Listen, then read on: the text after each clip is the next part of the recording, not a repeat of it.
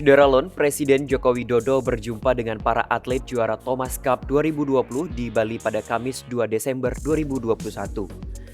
Terekam dalam momen itu, Presiden Jokowi sempat bertanding badminton melawan tim Piala Thomas di lapangan. Momen tersebut terekam dalam video yang terunggah melalui akun YouTube Sekretariat Presiden. Dalam pertemuan itu, Kepala Negara sangat bangga atas pencapaian tim bulu tangkis Indonesia. Presiden Jokowi juga menyampaikan apresiasi setinggi-tingginya kepada pihak-pihak yang terlibat, di antaranya para atlet bulu tangkis dan Persatuan Bulu Tangkis Seluruh Indonesia atau PBSI.